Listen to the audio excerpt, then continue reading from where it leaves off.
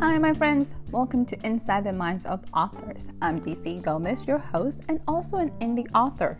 I'm thrilled you're joining me today for another fun interview with a passionate author. We're going to kick off this show with an exciting reading, so let's get started. My name is Marie Long. I'm the author of Scarred, the Anderson Brothers Book 1 and Chapter 3 of the book. It's pretty much when Dominic meets Denise, how they kind of hit it off for the first time. I lead the way to Frank's garage, and when I arrive, I notice most of the lights are on and someone's moving around inside the shut glass bay door. Larry's working overtime again. I swear, he's the hardest working man I've ever met. Why isn't he the boss instead of Frank? The tow truck stops in front of the shop. Larry pulls up the bay door just enough to duck under. I park my bike while Denise and the tow man get out of the truck. Tow man hands Larry a clipboard, and Larry signs off on it. As tow man unhitches Denise's car, Larry grabs my arm and I wince.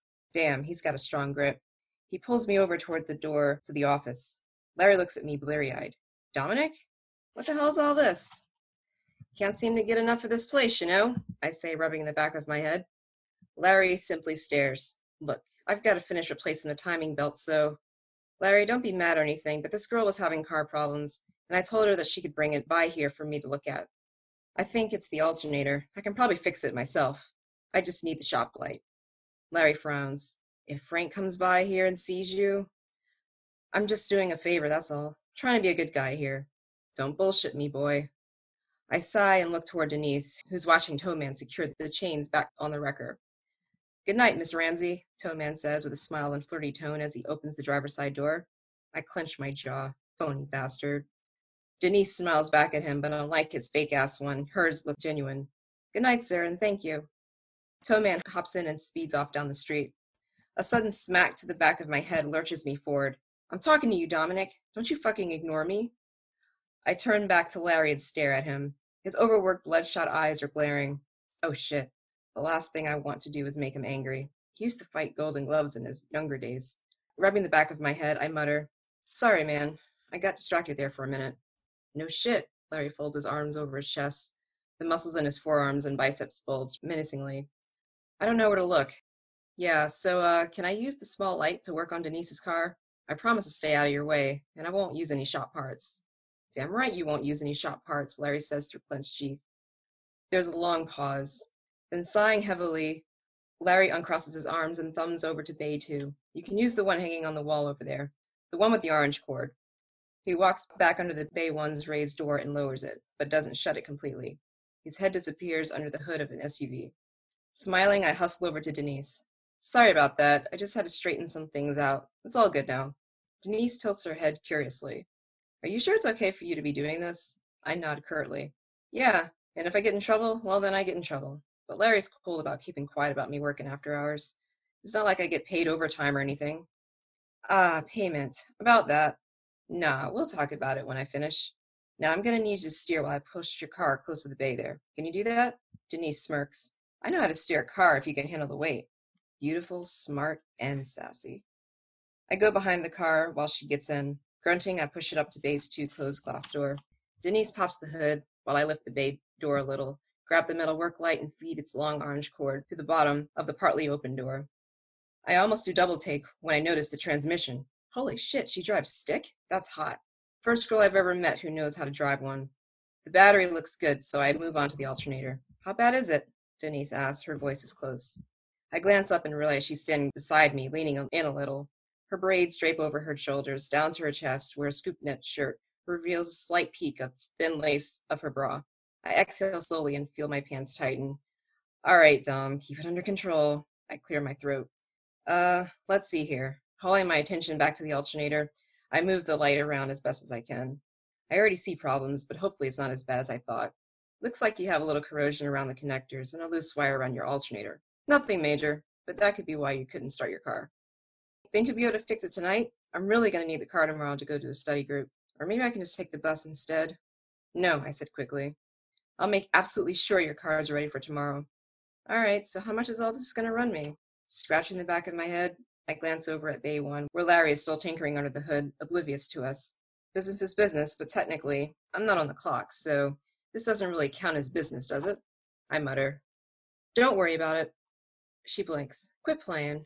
I can't let you do all this for free. I mean, you work here and all that, right? Yeah, but this is my own personal time. Favor for a friend, you know? But if you're gonna insist on paying me, then how about dinner? I bite my tongue as soon as the words are out of my mouth. What the hell am I thinking, asking her that? Denise snorts a laugh. Dinner? As in a date? I deflate a little. I'm such a fucking idiot.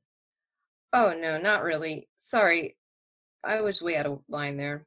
She doesn't reply, just awkward silence. Shit, I blew it. I'm hopeless. How long is the repair gonna take? She finally asks, as if she hadn't heard me. I swallow a lump in my throat and turn away, sticking my head back under the hood. I can't even look at her anymore. Uh, how about 2 hours, maybe? All right, I guess I'll go study in the meantime. She rounds the back of the car. I glance in her direction, careful not to make eye contact. She opens the trunk and pulls out a large tan messenger bag. You can use the office if you like, I say, pointing to the office entrance. There's a couch in there. She slams the trunk shut. Thanks. She leaves and I start on the repairs. My hands work practically on their own while my mind wanders. What the hell just happened? Why couldn't I have met someone like Denise before? She's not only physically attractive, her intelligence and self-respect make her that much more beautiful. And it's clear she knows her worth. I exhale, stop working, wipe at my palms. My thoughts have made them sweaty. The connections and wires are all repaired. I realize 2.5 hours have flown by. I get in the car and start it up. The motor hums and I smile. Yes, I hiss, doing a little fist pump. I glance through the glass of Bay 1. Larry's still hunched over the SUV, working away. I swear that man is a machine. I shut the car off and head to the office. Denise is sprawled on the couch among a mass of papers. A thick textbook sits open beside her. She looks up from the spiral-bound notebook in her lap, her eyes full of anticipation like an excited puppy. You're finished? I nodded. I dangle the keys. Yep. Should be good to go now. She beams and springs up from the couch. Oh, thank you so much. She scoops up her books and papers and hastily stuffs them in her bag. I hold the door open and she brushes past in a hurry, snatching the keys from my hand. For a split second, I catch her scent. Hair.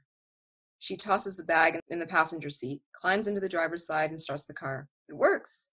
I grin. Of course it does. I fixed it. She gives a little hollow-sounding laugh. Things suddenly feel awkward. What happens now? She leaves and I never see her again? I don't want her money. And she did thank me for fixing her car. So what else could I expect? Maybe the club or a movie or... So, dinner? She says. My heart stops for a second. My mouth goes dry. I try to speak, but my voice cracks. Denise smiles at my apparent idiocy. Dinner, I finally manage to mumble. Tomorrow?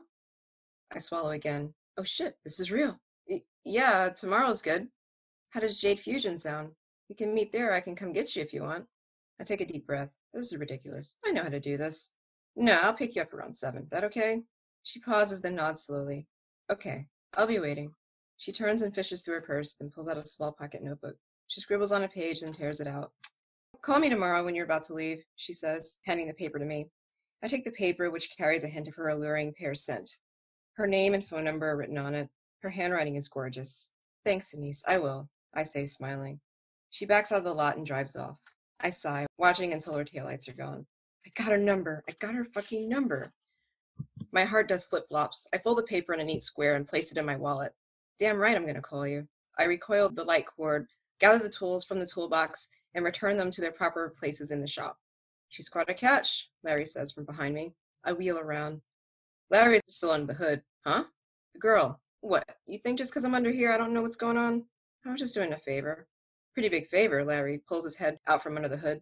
Repairing alternators ain't easy. You charge her? I frown. No. His face goes rigid. No? Look, Dominic, this is a business. Don't do that again. I couldn't charge her, man. I knew she didn't have that kind of money on her. Besides, I didn't use any shop parts to fix it. You used these lights, didn't you? And those tools? Larry frowns. Look, I won't say anything to Frank, but next time, you need to either treat her as a customer or do that shit at your own house. Got it? I nod once. Yeah, man, sure. Larry sighs and rubs his head. Sorry, kid. I'm just tired from having been here all day trying to get caught up with these repairs. It sucks being short-staffed. It really does, I mutter. I wish Frank would hire more help already. Hopefully soon, but for now, we'll manage like we always do. This ain't the first time this shit's happened. Larry is always optimistic. Part of the reason I always look forward to coming to work. In his eyes, there was always hope no matter how bad it gets.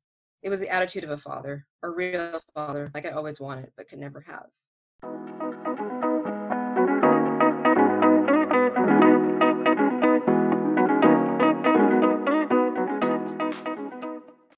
everyone, and welcome to another episode of Inside the Minds of Authors. I have the amazing Miss Marie Long with us, who she's read us this fabulous chapter 3 of her book, and we can't wait to hear all about it. I like the chemistry. I like where you're taking us. So, madam, tell us a little about this book. Where did it come from? What is it about? Well, it's about a young man. He's having problems finding love. Basically, it's his story of finding happily ever after because he's had such a hard life. He goes to college. The story takes place in Seattle, Washington, and he goes to the University of Washington, UW. He just kind of gave up on love and didn't think that he really would find anybody because, he kind of lives a routine life. And then, one day he meets somebody who's having some car trouble, and it's like, and kind of hit it off from there. This is book 1 of 3 books. He's got 2 other older brothers, so each book is about each of the brothers and how they find their happily ever after. What genre would you put your series in? Is this romance?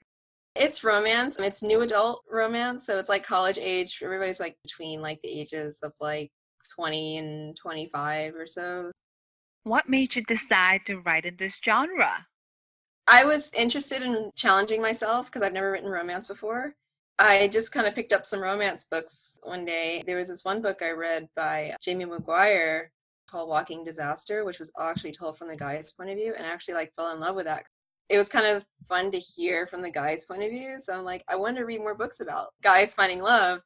I just kind of gobbled it all up, all those books, and then I I can't find any more books to read, so I started writing my own, and I was actually inspired because brothers are kind of inspired by my own older brothers, some of their personalities and the things they do. So it was fun. This was a series that I wrote from my heart that really memorable for me.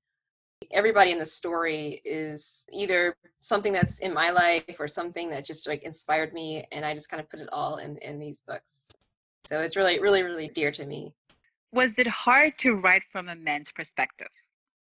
Actually, no. It was actually pretty easy because, like I said, I'm the only girl of 2 older brothers. So, I was around guys pretty much all my life. Most of my friends were guys, so I can just pick their brains and could kind of get in their heads like, okay. When I was doing my research on some of the things, I was, asking them a lot of questions. They were giving me out looks. So I'm like, hey, it's just research. So That's when you have good friends that they're like, yeah, I'm doing research. Give me yeah, some dirt. exactly. Like I would say like, okay, like when you keep in your refrigerator, because I'm sure, guys keep different things in refrigerators than like females. So it's like, okay, let me just look at your refrigerator. And yeah, they just kind of look at me weird. It was a lot easier for me to write from a guy's perspective than I guess from a female's perspective, which is odd, I know. It sounds like you enjoyed it. Yeah. Book has a pace and it has a dynamic.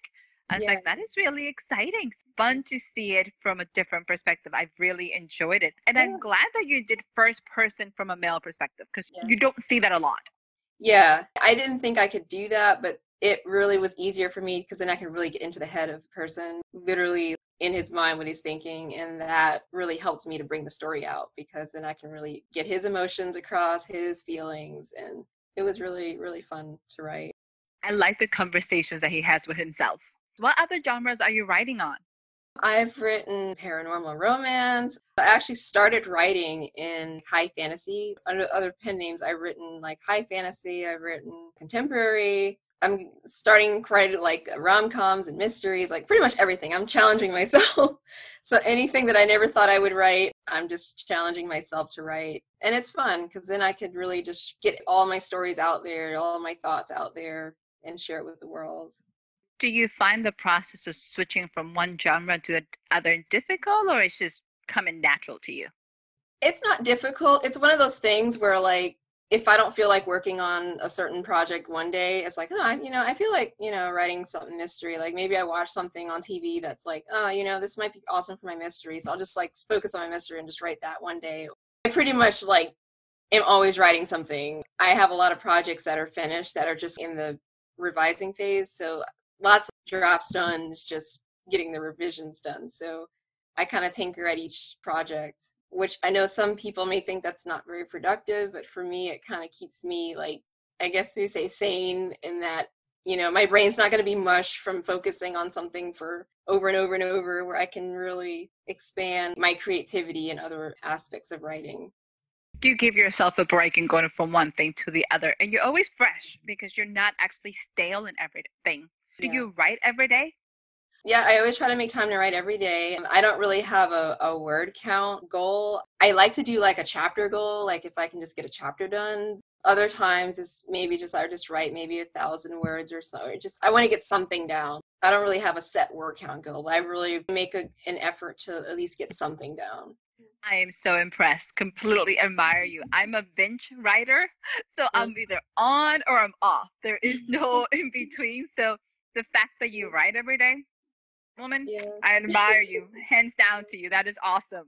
Well, some days I may write only like, I don't know, 100, 200 words, or some days I might just, oh my gosh, I have this inspiration just to write all day. But I just feel, as long as you're writing something, you're getting that much closer to finishing your book. I love the philosophy. I do. So how long have you been writing for and how long have you been publishing for? Like pretty much most writers, they always say they're writing since they were a kid, which that was also me. And I published my first book. I actually remember the date. It was April 7th, 2011. I've been self-published since 2011. That was when I first published the fantasy books, and then I moved on to romance. I really got serious with it. It was around the time when I guess self-publishing was still in its infancy, but I was kind of doing my research before then, and I did see, the traditional pub and self-pub. And I actually did like query agents. I just tried just for giggles to see if I would actually get anything, any bites or whatever, which I didn't, but I wasn't really expecting much out of it, and so I self-published. I did try again with my romance and just see if I could get some bites. I actually did get a couple of responses back from some agents for actually the book Scarred, but it's like they wanted me to pretty much change the entire book and pretty much make it from like the female's perspective, and it was like it would change the whole point of the book. I actually talked to an agent at a conference and was asking about if they would take male point of view books, or if not, then why. And their reasoning was that they said male point of view books was a hard sell. Currently, the Twilight one and the Gray book seem to do pretty well, but after that, I was like, I'll probably just do this keep doing this myself. Not long after that, Scarred actually ended up winning like a bunch of awards, and I guess maybe they just don't know how to market it. I don't know, but there's obviously people that want to read those types of books, and I try to write the books that I would love, see on the shelves and read, because that was the only reason why I started writing, because I couldn't find the books I wanted to read. So I think that's why a lot of us write, is because we can't find the books we want to read, so we put it out there. There's always an audience for every book. And Yeah. sometimes what agents and a lot of publishers are looking at is what's the mass market? What is the new trend? And sometimes that's not what everybody wants to read. So the fact that you found your niche and people are enjoying it, they're good quality books, they're loving it. Yeah. Yeah, you can do this yourself. You don't need somebody else to validate you. You got this. Yeah. You write in all genres and all the time. You said you get inspiration from everywhere. How does it come to you? Are you just walking down the street, like, ooh, I should write about that? How does inspiration hit you? Sometimes that does happen. I'll just be walking somewhere and I just get the idea. Or, of course, the shower. The shower is always like the idea place. Or I might watch something on TV, or just a book I read, or just really anything. I mean, anything really draws inspiration. I'm always thinking of my books. Like everywhere I go, I'm always thinking of how I can make the next book better, or the series better. Or how does this sound like a series? It's just, I'm always thinking about my books like all the time. So You're passionate and it comes across. I love it. You've been in this business for a while. You have seen different stages. You have seen it progress. What are some of those lessons you have learned in this career? I would say really just staying persistent. There's a lot of authors I remember back in 2011 times when like Kindle was just starting out and everybody was publishing.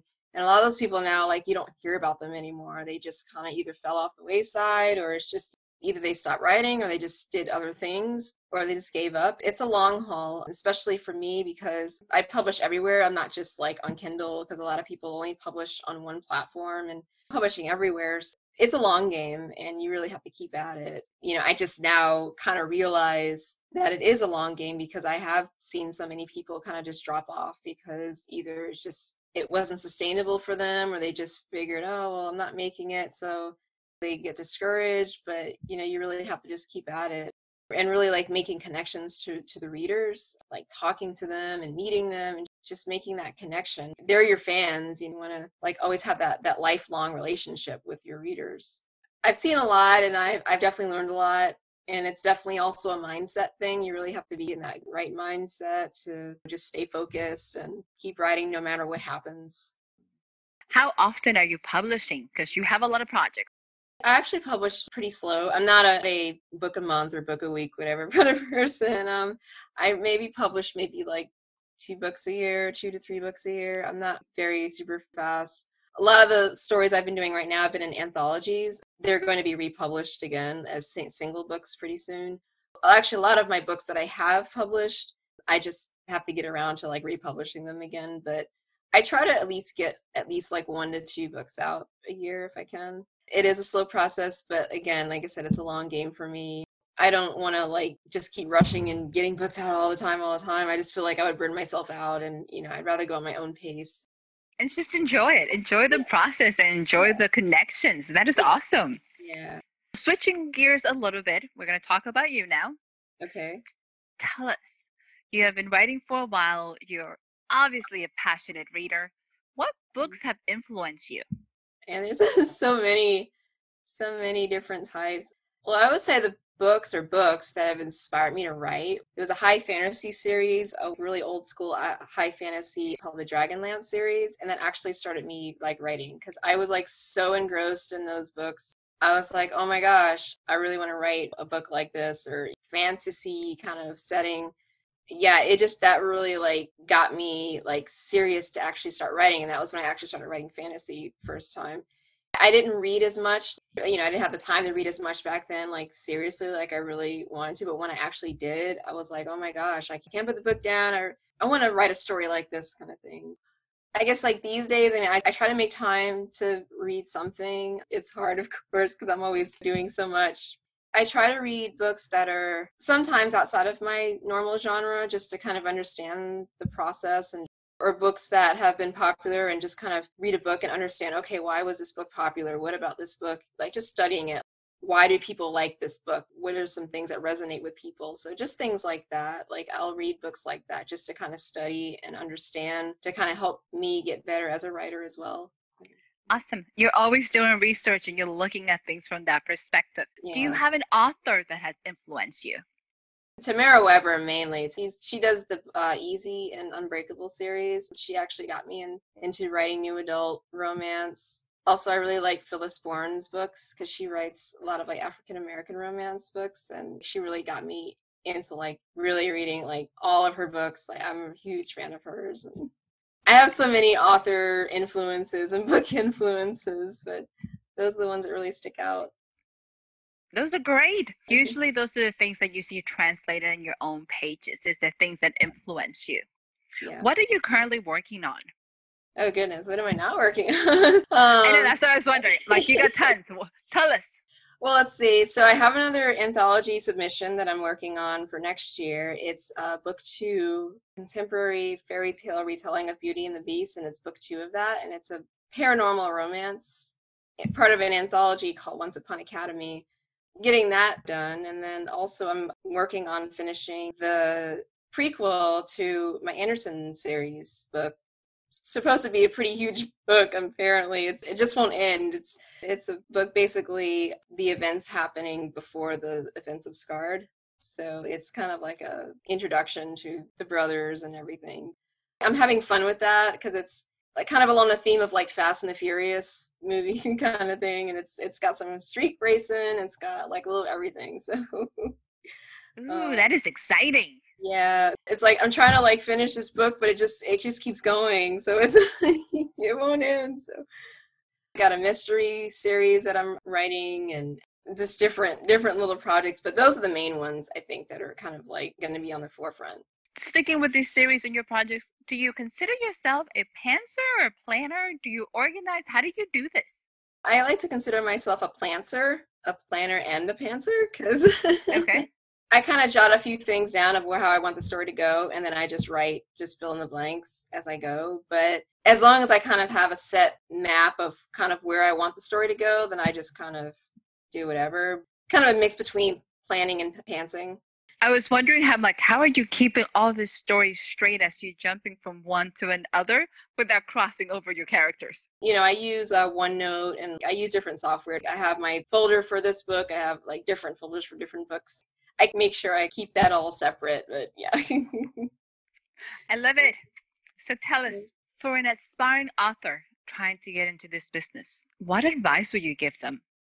Honestly, just finish that book first. And you finish your first book, because there's no greater feeling in the world than like holding that first book in your hands. I still remember it since 2011. I still remember like just pressing that submit button. I think I published a book on Smashwords, and I pressed that submit button the first time. I was like, oh my gosh, here it goes, my very first book. It's going to go out to the world. And then when I actually got my paperback book in, that was when they was printed by CreateSpace back then, and I actually got the books in the mail. I was like, oh my gosh, I wrote this book. And we're just like holding it in my hand, that new book smell, everything. It was just, oh my gosh, I wrote this. This is my book. And it was just such an amazing feeling. And like, you won't feel that unless you actually finish that first book. So I would say finish that first book, do the print on demand, and have it sent to you, and just hold it in your hands and just like savor that accomplishment that you just, you finished your first book. Once you feel that, then that'll kind of be the motivation for you to keep going. So that's what I would say for any new writer. Just finish that first book and get it in your hands. That is such a beautiful advice, and probably the first time I've heard it from that perspective, because I think sometimes we forget that feeling of complete amazement of when you do your first book. You were talking about it, and I had to seriously sit back. I had that feeling when they sent me my first cover, Yeah. and I cried. I was like, oh my God, that's my book. I know. It's so weird. It's like, but you don't feel that until you just realize, I wrote this. I can't believe it. Like, it's is mine. You can't explain that feeling unless you just experience it.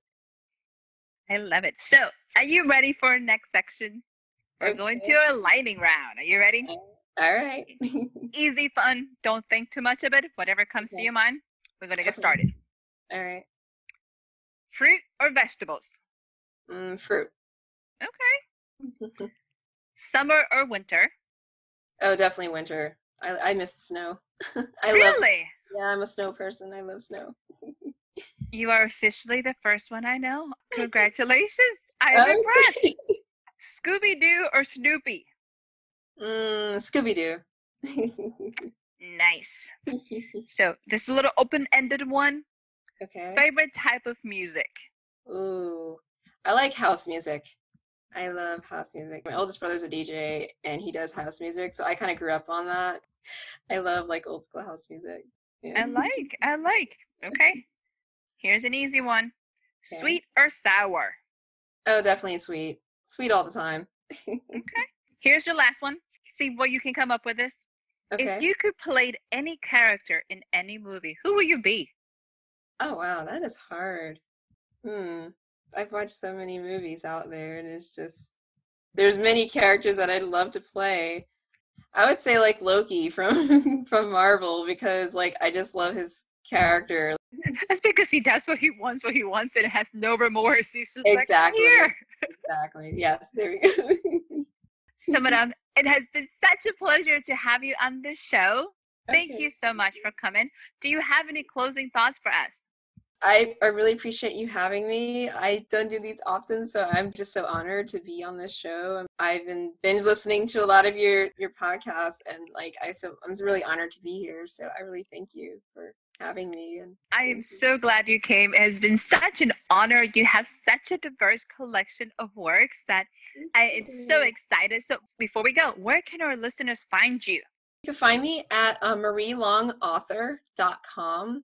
And of course, all of my books and everything are available on Amazon, Barnes & Noble, Nook, Kobo, like pretty much everywhere. Libraries, you can get my book in the libraries. And also you can get my books in audiobooks everywhere. So wherever your favorite retailer is, my book should be there.